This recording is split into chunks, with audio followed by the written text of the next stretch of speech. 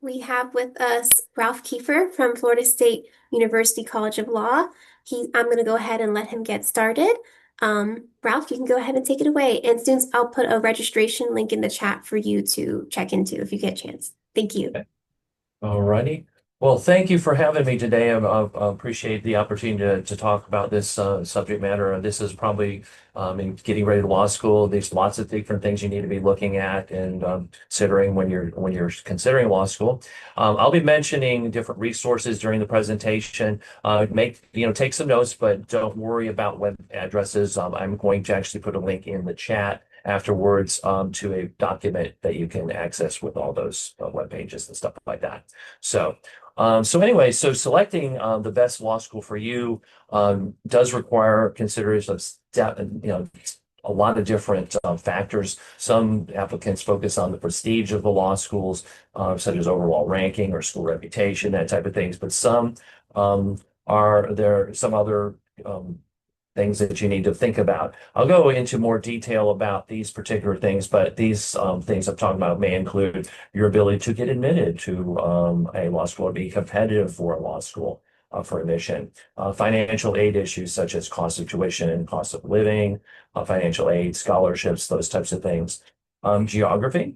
This could be based on the climate, or it could be based on proximity to family, job obligations, or potential location of practice after law school. Also, a big important thing would be the curriculum and programs of the law school. And then a lot of other issues such as large versus small, public versus private, secular or faith-based, standalone school versus a university affiliated school, diversity and inclusion, school culture, outcomes, and also whether or not a law school is veteran friendly as well. So start with talking about rankings in general. There are many different rankings out there. You need to understand that the criteria used to rank law schools is different from ranking to ranking. Not only are different rankings using different criteria, but also even using the same criteria, they may weigh them different from ranking to ranking.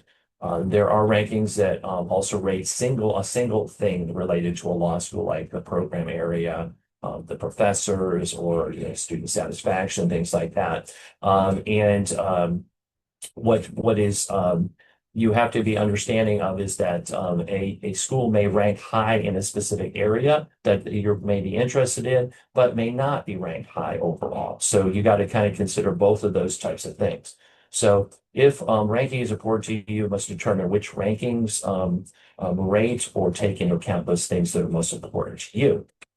So going back to my list, one of the things I think is really important to consider is whether or not you actually were going to get admitted to a law school. How competitive are you for a given law school, that type of thing. So basically, the individuals, you'll be more competitive at a law school if you match or exceed the medians of the law school related to the LSAT scores and the undergraduate cumulative GPA medians. And so the way that law schools come about those numbers is it's based on the prior class that was seated. So each year we seat a class, and the medians that class set are the medians we use for the following recruiting cycle. You may still be competitive, either an LSAT score or your undergraduate cumulative GPA is at or above the school's median. And schools do admit students with both numbers below, but you're going to find that there are a few students that are admitted to those law schools in comparison to the overall number of students they admit. All law schools are holistic in their approach to admitting. But you cannot expect law schools to ignore the numbers in favor of those other parts of your application, especially with the more competitive law schools. Your goal in the application process is to present the best overall you that you can through your application. There are no shortcuts, there are no tricks, there are no gimmicks, just hard work and putting together an application. One resource, again, I'll mention here, LSAC's official guide to ABA approved law school can be used to determine things related to your ability to be admitted to a law school. So next, we're moving on to financial issues. So obviously, tuition is the first thing. So tuition does vary greatly from law school to law school, and tuition ranges nationally between $13,000 per year to $70,000 per year. Private institutes are generally more expensive. Most public institutions have different tuition rates for out-of-state students. And some of them have the ability to reclassify to become an in-state student for your second and third year. And some of those processes may be more difficult at some schools than others. You have to consider the cost of living. So not just the tuition and fees piece, but also how much you're going to be paying for books and supplies, how much you're going to be paying for your your living expenses as far as like renting an apartment or a house, food expenses, et cetera, like that kind of stuff, as far as other transportation and all that kind of thing. So you have to take into account all these different things when you're looking at those because the cost of attendance at a law school can differ greatly, even if the cost of attendance or the tuition cost might be low, but maybe the cost of attendance in that place is not, so on and so forth. So you have to look at all of those types of things. Then financial aid. Most students are financing their legal education with loans for some or all of their legal education. Scholarships from law schools vary. Some scholarships are tied to continued academic success, meaning that you could lose your scholarship if you don't maintain a specific grade point average, that type of thing. Some scholarships are only designed to bring the cost of a private institution in line with a competing public institution. So even look at that kind of thing because you still could have a very expensive tuition even when you're talking about even with a scholarship. When you're talking about the full ride scholarship, what that basically means is it's covering the tuition and fees portion of the cost of attendance. And only a few law schools do offer additional living expense stipends beyond what that full ride would be. But they are far from being able to cover the that additional cost of attendance. Usually, like at a state school like Florida State, about half your cost, a little bit over half your cost is going to be tuition by itself, but the rest of your expenses will be very close to what that tuition and fees. So looking at tuition and fees, just kind of looking at like us in particular, it's basically the overall cost is twice what the tuition and fees is overall.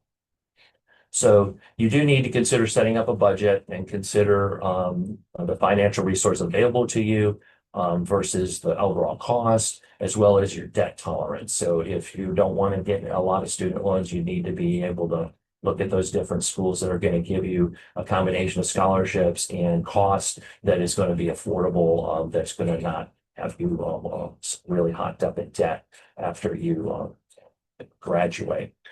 So resources for financing law school. LSAC has, I'm sorry, paying for law school page. They also have a student loan and debt resources page. The Access Lex Institute website is a really great resources for resources related to the cost of paying for law school. And of course, definitely check the different law school and university financial aid offices and things like that in the different schools. The next consideration obviously would be geographic. So geography is a personal preference and different factors may enter into a decision when considering geographic issues. So obviously some people, climate is an issue. So we do have actually a lot of folks that tell me when they're applying, when they're from the Northeast or the Midwest, that those winters are they're tired of them, and that's why they're applying to Florida schools or Southern schools, things like that. Some people actually like the change of season, so they'll get out of Florida and go to a place like North Carolina or Virginia for law school because they like it more of a change of season and stuff like that. But that's not necessarily a huge thing that you should be necessarily looking at.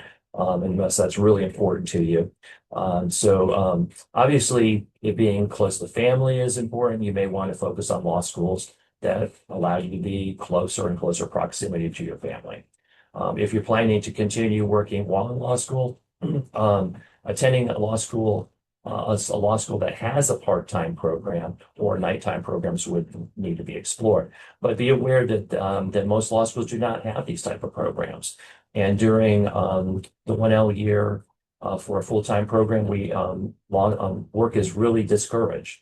And then we do definitely recommend sticking to a half-time schedule when you are in your second and third year of law school. Also, do note that if you are going to pursue an externship or a clinic, those are half-time jobs by themselves. So you would not be wanting to work and also doing an externship or a clinic within the same semester. If you're thinking of attending law school online to avoid relocating, be aware that most law schools do not have fully online programs, and there is a limit to how many credits you can accumulate toward your JD with online courses. The reason for this is because the ABA or the American Bar Association does not currently accredit online JD programs and has only granted an exception to a small number of schools to deliver JD curriculums online. Attending law school where you want to practice after law school could be a good consideration. This strategy allows you to gain experience and start assembling your post law school and network while you're still in law school. This is no doubt an advantage, there's no question, but there are some strategies for getting around this if you are attending a law school that is not where you're going to be practicing after law school. So you definitely want to talk to the law schools that you're looking at and find out resources that they have as far as planning you in externships and things where you could potentially do some networking while you're still in law school, somewhere else away from law school for a summer here and there, that kind of stuff. So there are, again, ways of getting around that kind of thing. And so now we're looking at curriculum and programs. So you should determine if a law school has the courses and programs that can train you in the area of law you wish to practice. So if you look at actually some law schools that do publish their course lists and some don't. So we look at those things and those that do have lists published on their websites or in their view book materials and things that they pass out at events and things like that. Look at that stuff and see if they actually do cover the area that you're interested in. It's surprising, but there's some law schools that do not have courses in certain specific areas of law. For us, we do kind of cover just pretty much everything that you can imagine. And you should take some time and research the qualifications of the faculty.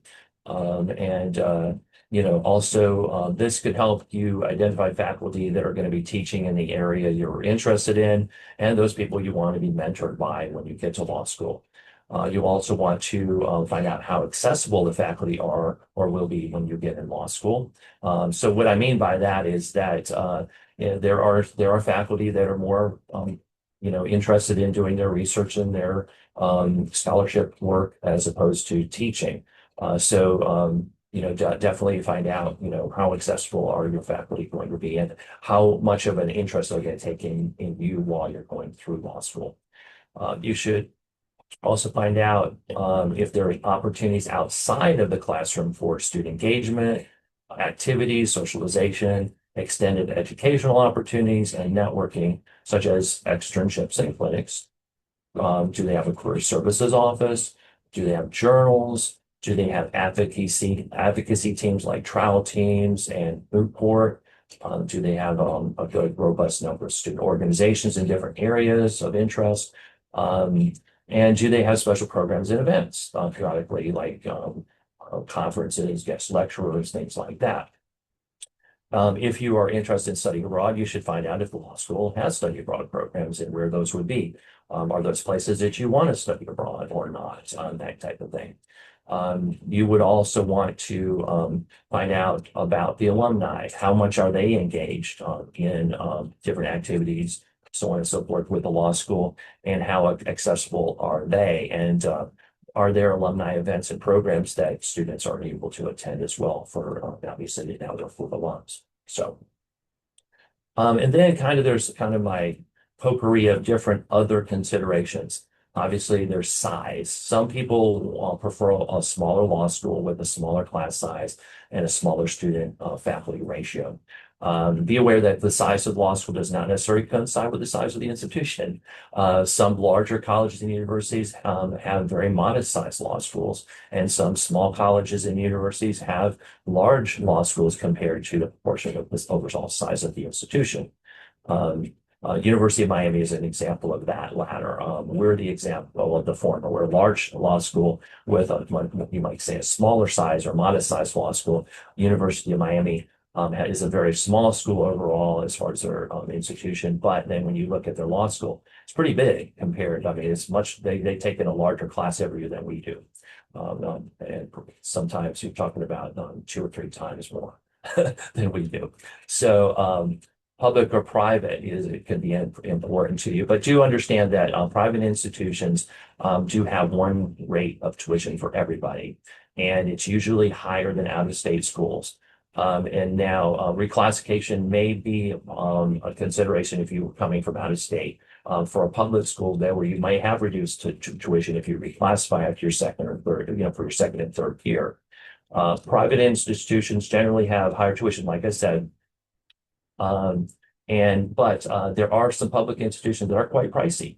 When you're talking about the West Coast or particular California schools and things like that, it's quite expensive. And really are right up there with University of Michigan, right up there price wise with their in-state rate with some of the private schools and things like that. Make sure you're looking at the overall cost of attendance, as I noted prior, because it could still be less expensive to attend a law school with no scholarship, a public law school with no scholars than attending a private school with a generous scholarship, and also taking into account all the cost of living issues as well. Private does not mean better. Some of the best law schools in the country are public law schools. So, secular versus faith-based. There are many law schools that are religiously affiliated, if that's important to you. If attending a faith-based school is important, please know that all faith-based institutions are private, and they come with that private school sticker price. So just be aware of that. Um, Standalone versus university affiliated. There are a few ABA-approved law schools that are standalone schools. In other words, they have no affiliation with a larger college or university. They are all private. So just FYI. There are also a small number of law schools that are affiliated with a college or university, but, and this is both public and private, but the law school campus is located in a different city than the institution's main campus. So be aware of that. So, perfect example, Texas A&M. Folks, if you want to be in College Station for law school, guess what? That ain't happening. So you're going to be in Dallas-Fort Worth area. That's where their law school is. So be aware of that because you don't want to be disappointed. Get into a law school, think you're going to be in one place, and then all of a sudden you're going into finding out you have to actually relocate to a different place. So be aware of that. Accommodations, and so while law schools are generally sensitive to individuals with special needs, you should still check with the law school office that handles accommodation to find out how to make requests for accommodations. You should also talk to them about to find out if your issue can be even accommodated at that law school, and how they would do so, how they would accommodate if you need that kind of service. You should also visit law schools you're interested in to evaluate the accessibility of the law school. Don't just trust the law school and say, yeah, we're handicap accessible. Go and look at it and see how it's set up so that you can find out whether or not this is going to work for you if that's an issue. School culture, this is the next thing. Each school has a different, separate and distinct culture. Many law school representatives will speak about their school's culture, but you need to investigate this on your own. You should visit, make contact with, make note of, and evaluate your experience with law school staff, faculty, and students throughout the application process, even prior to the application process as you're exploring law schools.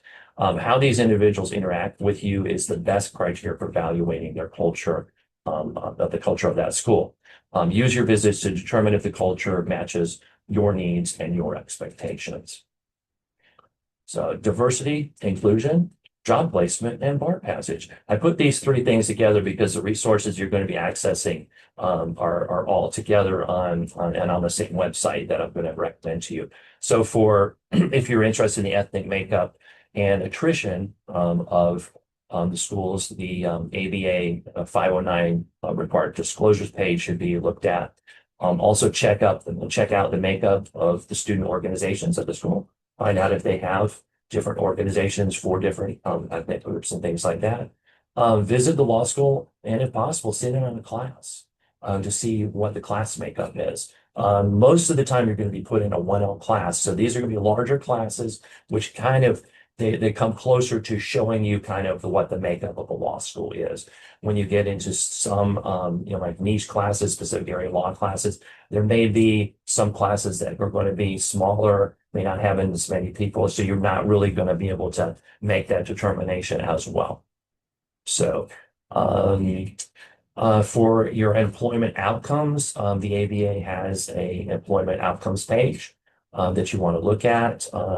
And for bar passage, I'm sorry, they do also have, the ABA has a bar passage admissions outcomes page. All of these pages I just noted, the 509 disclosure, the employment outcomes, and the bar passage, these are things where you can actually look at a specific year for a specific school, so on and so forth. And it's really, very robust the way they have it set up. But take a look at those things. And then, is the law school military and veterans friendly? Does the law school participate in the Yellow Ribbon program? Does the school have resources to help veterans transition to campus life and help them identify their veterans benefits? Does the school support veterans through student organization, courses, and even clinics? And does the school support students who are interested in exploring post-law school military law careers, such as JAG?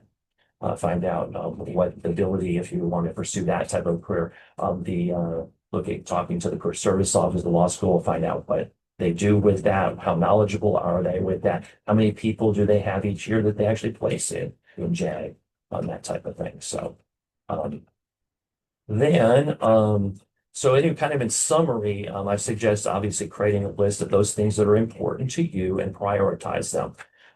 Then do your research. You can put stuff in spreadsheets. There's some of these things I'm going to be putting in this link to you are tools which you can use to help you pull up reports. Literally, some of this stuff is pretty cool in the sense it's literally, well, you put in data and it puts out a report, that based on what your needs are, things like that. So take a look at those online tools.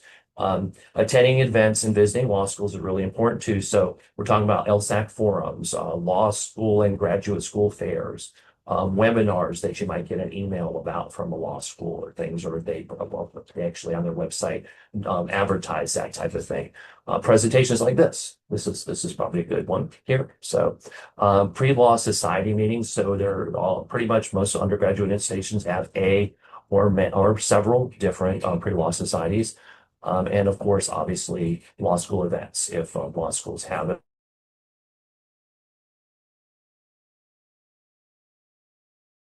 So the first thing I'm going to do right now is I'm going to put, before I do Q&A, I'm going to go ahead and copy this link and put it in the chat.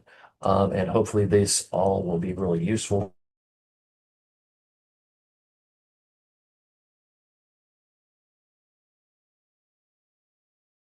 However you guys want to handle it.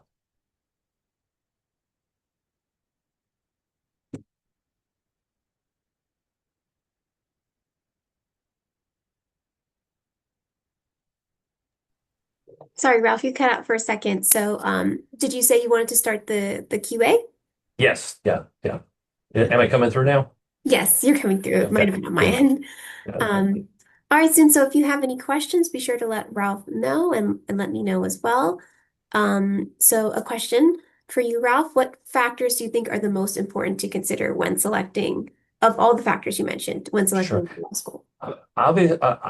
First and foremost, I think that it's a person by person decision. It's up to you what is more important to you. But I really do think I've stressed this all the time. You really have to look at whether or not you are competitive for the law school. I think that's really, really important. Too many students apply to law schools, many law schools that they really have a huge disadvantage of potentially getting into. And again, a good rule of thumb is look at what your LSAT score is and the meet and your GPA and compare that to the medians of the school.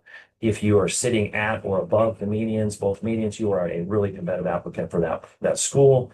And but also be aware that schools most people that apply to law schools are what we call splitters. One of the numbers that you may have might be above the median and the other one might be below. It depends on what the spread is, but also, again, it depends on what we need. It's better to have a high LSAT score versus high GPA and low LSAT score. So those are kind of rules of thumb. But I really think people really should take the time.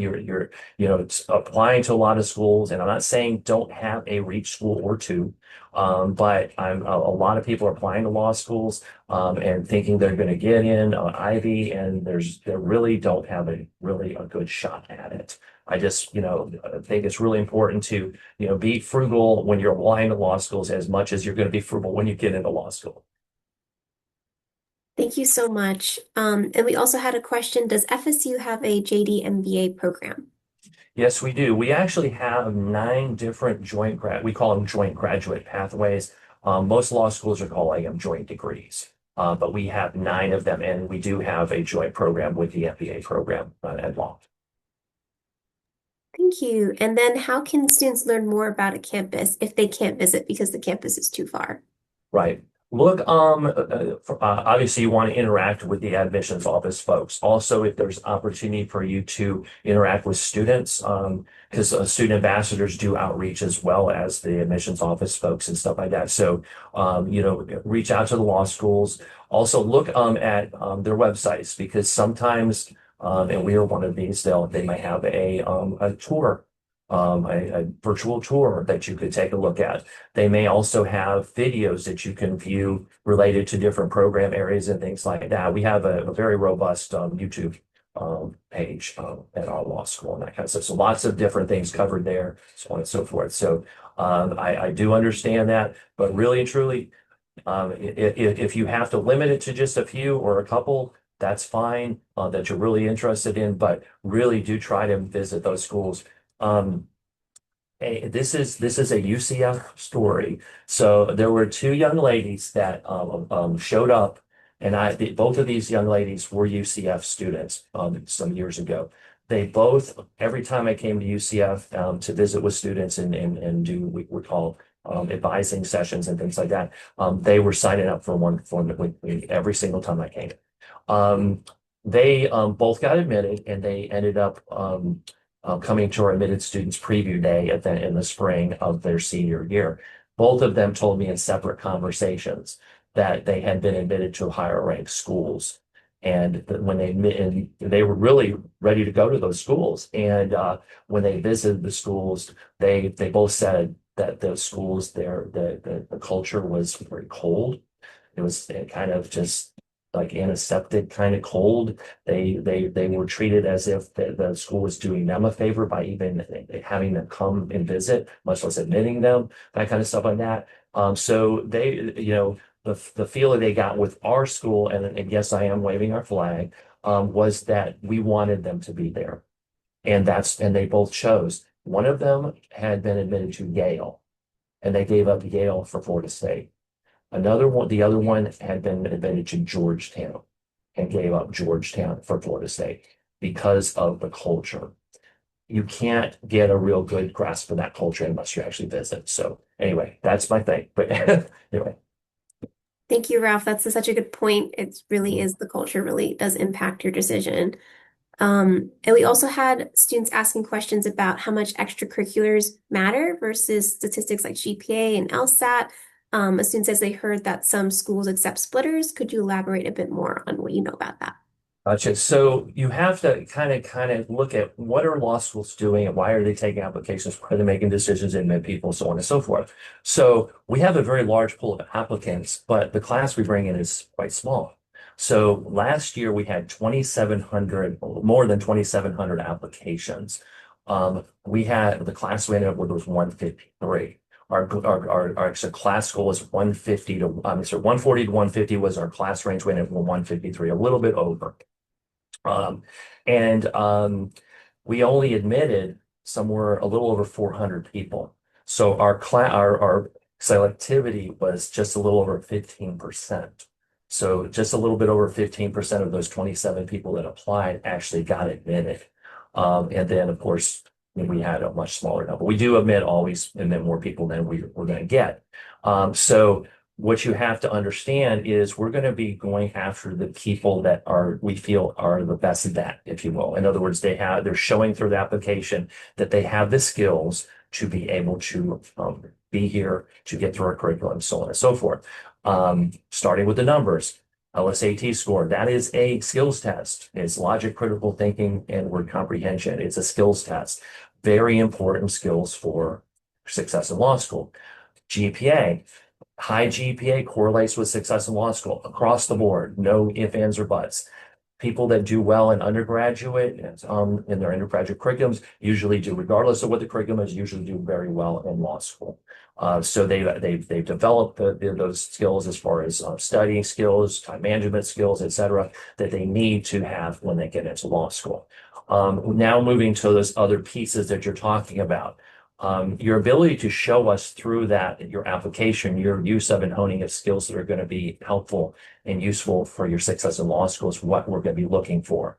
But as I noted already in the presentation, do not assume that we're going to ignore the numbers and take the stuff that you did that you told us about in place of that. That's not going to happen.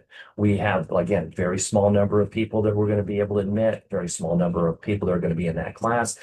You're going to have to be able to show us across the board through the numbers as well as that as other pieces of your application that you belong here and that you're going to be successful here. Thank you. And then what would you recommend the maximum drive time be to the campus a person is applying to? I'm assuming this student is maybe a commuter. What would you recommend? If you're talking about, you really need to be, if you're in a full-time program, you need to be within 10 miles of the law school. And most of our students are within 5 miles, and everybody, of course, everybody that's not a Tallahassee resident, which there's not that many that are in our law school that are Tallahassee residents. Um, all of them are relocating. So they're going to be trying to get as close to the campus and still having, a decent place to live, all at the same time. So as far as you're commuting to law school, unless you're talking about a nighttime or part-time program, is not what you should be doing. You should not be, living in Gainesville and commuting to Tallahassee, or living in Panama City and commuting to Tallahassee. That should not be the case. You're talking about 2 hours. For those locations getting into Tallahassee, that's not a good place to be. You need to be able to spend as much of your time, getting prepared for your studies and stuff like that, getting prepared for class the next day, so that you have time to do some leisure things. If you are commuting, that leisure time is gone. That's going to be your leisure time, is your commute, and that's not a good way to do it. So, like I said, most of our students are within, like I said, literally 5 miles of the law school. Thank you. And then are websites that rank law schools in the nation reliable, or are there any reliable websites that you know of that compare the law schools? Well, obviously the king of the kings is the U.S. News and World Reports. They use a lot of different criteria in their ranking. Again, I'm not a big fan of any rankings, to be honest with you. But as far as that is a good one, there's a lot of different ones out there. But again, you have to look at what is it, what are they using in their criteria for their ranking? Are those things important to you? If the things aren't important to you at all, then that ranking is useless to you.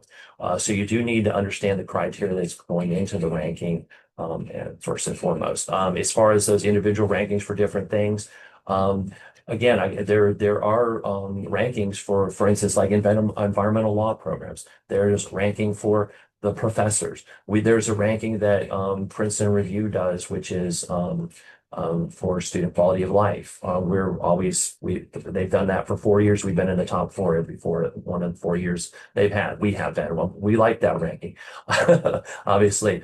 But you have to look at the different rankings that are out there and understand what they're using in their criteria to come up with a ranking. Because they can be very, very different when, I what it was a T14 school. There's some in the T14 and US News are not T14 in like a Princeton Review ranking or what do you call it? Um, I'm sorry, there's too many of them out there. I'm sorry. But but look at do look at the different ones and figure out what it is that they're using to determine what the ranking is. Thank you. And then you mentioned several joint programs at FSU. A student was wondering about if you could describe what the joint program of JD in a master's in sports management might look like at FSU. Right. Right. So basically, all of our joint programs, what you do is you worry about getting into law school first. We will actually help you apply for the master's program after during your first year. I'm sorry, during your first year, and you're basically will do your master's work your second year. You're going to push your second and third year of law school out a year, and so basically, what was a 3-year JD becomes a 4-year joint program. The advantage of the joint program is there are normally credits shaved off of each side. So basically, there's each program is assuming that you're getting something out of the other one that will replace those credits. So you do save like that. The MBA in particular, I'm sorry, I know you asked about sports management, but if I know about the MBA right off the top of my head, you're going to save 9 credit hours on our side, 9 credit hours on the other side. Now, specific to that sport management program, it is surprisingly enough, it's in the education school or the College of Education, but it is actually teaching the business of sport management. So it's dealing with the nuts and bolts related to sport organizations, sports teams, things like that. What's important to those things, those entities, and things like that. Whereas our sport management piece, as far as law, we're talking about what is the intersection of the law with that. So the courses could be very different, and most of our courses for someone who want to do sport or entertainment law, most of the courses are actually going to be either they're going to be in your business law area or your intellectual property area, or things like that. So you do have to kind of look across different category areas to find out the courses you feel like you need for that. But that's kind of how that works. Thank you. And then what would be the best way to assess whether a school's culture is collaborative or competitive? I go back to visiting, because really and truly, you don't want to, show up at that school, and not ever been there, and all of a sudden you're having to figure out the culture at that point, after you've been admitted and you've matriculated. The collaborative versus competitive, yes, different law schools are more that collaborative type stuff. That's us. People, we have a reputation of that, versus that more competitive, and I'm not saying necessarily cutthroat per se, but that's what they call it too. And so there are some schools, and you're usually talking about really high ranked schools that are going to be much more competitive. One of those things, those two young ladies I was talking about, those UCF grads, that was one of the things that they were talking about specifically when they visited those two. Again, they're both very high ranked schools, Yale and Georgetown, and that's what that they felt that was not going to be a collaborative environment, either one of those schools. And then how can a student evaluate the school's culture and level of student support before enrolling? So kind of like going off of that question. Really, again, the best thing to do, literally, you got to visit them. You got to visit them, and you got to feel that culture. And visit, one of the things that surprised me this past fall when the class came in, I had the students, I was meeting them as they were coming in for orientation and things like that. There's one student that I said hello to, and he kind of looked at me and, yeah, okay. And literally 2 months later, this fall, he came up to me and he said, I have to tell you, you told me about this culture of this law school, and I went to Admitted Students Day. I was here at orientation and I was like, I was just rolling my eyes and every time they were saying, oh, how friendly and collaborative and supportive this environment was. And he said, 2 weeks into the semester, the light bulb went out. You were absolutely 100% right. And I have totally felt that since I've been here. But I just thought you were blowing smoke, when you were going through it. So really and truly, you got to feel it out. You really do. There's no better way to do it. Yes, you may have some communications and stuff like that. Also, you have these little things. They're not just for email. You can call us. You can call, and talk to us and get a vibe that way too. But again, I still would say, hey, come visit. Thank you. And that's such a good point about like communication. Any communication you can find out about a school, like through Mhm. emails and how they interact with students.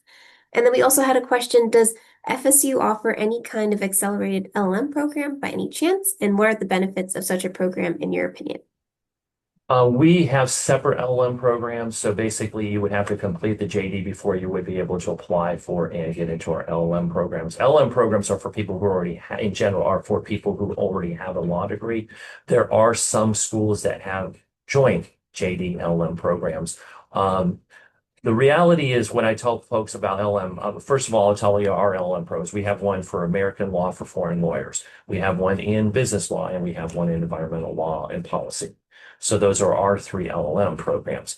Um, I have had people, hey, I want to do the LLM in environmental law. I said, well, you can concentrate in environmental law in your JD, then you would not need the LLM. It's really the LLM is for someone who actually has done their JD, but they did not pick up expertise in a particular area.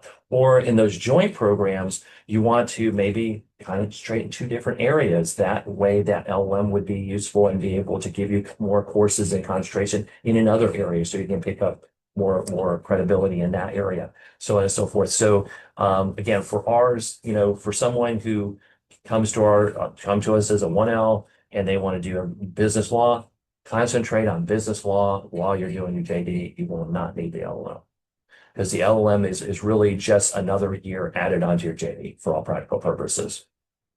And then we also had a question, thank you. Do you know of any LSAT prep programs that students show the most improvement in? We do not track that at all for two reasons. One is don't have time, number one. But the other one is because most of these are for profit companies. For us to even delve into that could be a conflict of interest for us because we are basically admitting students who have gone through these programs. And if anybody wanted to try to prove there was some kind of bias or something like that toward people, because we were admitting, I mean, we were recommending a particular program, we don't want to get into that, so to speak. But I can point to Florida State University has a pre-law page. And they do have a LSAT resources page on that page. Go to it. There's a number of different LSAT prep companies that are listed there. You can go to their websites, contact them, so on and so forth, and find out which ones are here that are doing that kind of stuff here in Orlando or at UCF as well, and find out, which ones, whatever. You have to kind of two things. One, explore them yourself to find out what is their approach to the LSAT. Is that what you want to do? And also talk to people who have actually been there, done that, have actually taken the courses and see if they have gotten an improvement from maybe taking one LSAT test and taking another, or how much they felt that it really improved them as they were preparing for the LSAT, that kind of stuff. So that would be my suggestion. Also, when you're looking at LSAT prep, you do have to have a good plan for preparing for the LSAT. And we recommend 4 to 6 months prior to your taking a test. And that last 4 months is really taking up a notch, maybe doing a class, whatever. But the first two is kind of just kind of laying back, just kind of figuring out what the test is, what the different pieces and parts. Take a practice test with little to no prep to see where you are. So you can set a benchmark there to see where you need to get to and be able to monitor your prep progression and your improvement as you're going through your prep. that kind of stuff. So there are cheap and free materials out there. When you go to that page that I was talking about, the LSAT resources page on the FSU pre-law resources page or whatever, there are actually links right below the names with the websites. There's actually links to like free materials as well that some of those have. Also within Law Hub on the LSAC website, you can probably get some free practice tests there, as well as some other prep materials. You can buy into some resources as well. But I say look at the different free and cheap things that you can meld in and kind of dovetail with your prep, your official prep. But the biggest rule of thumb, your test prep needs to match your learning style. So if you need an in-class prep situation because you learn best in a classroom environment, that's when you want to.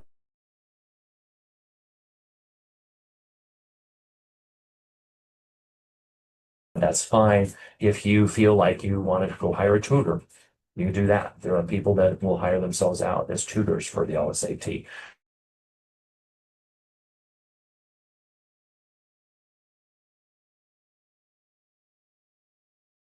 If they have anybody, approach them for those type of services. Thank you, Ralph. And then also, since as you mentioned, free resources, so at UCF we have our AP test prep library as well that you all can borrow LSAT prep books from, and you all can check out our UCF Academic Advancement Program's YouTube channel, and we have some workshops about the LSAT on there as well. And then we had another question from a student about outreach. So when exploring law schools, is connecting on LinkedIn a positive strategy, or is direct email communication considered more professional? I would the latter. The reason is because some people are sensitive about their LinkedIn as to who they want to be linked in with, so to speak. So some people are using it just for the professional stuff, really want to have it apart from their business side, and so on and so forth. They're usually, doing it that way. Any kind of social media kind of stuff, you do have to understand why it exists, what it exists for, and then again, the individual that you're linking with, what their take on that is. And it's better probably just to call or directly email an individual at a law school, for instance, whether it's a faculty member or an admissions person, staff person, or even a student ambassador, rather than trying to link up with them. I'll be honest with you, I do have a LinkedIn page. I have had people that sent me a LinkedIn, invitation that I was very uncomfortable with. So I just got to put that out there. Thank you. I think that's all of our questions.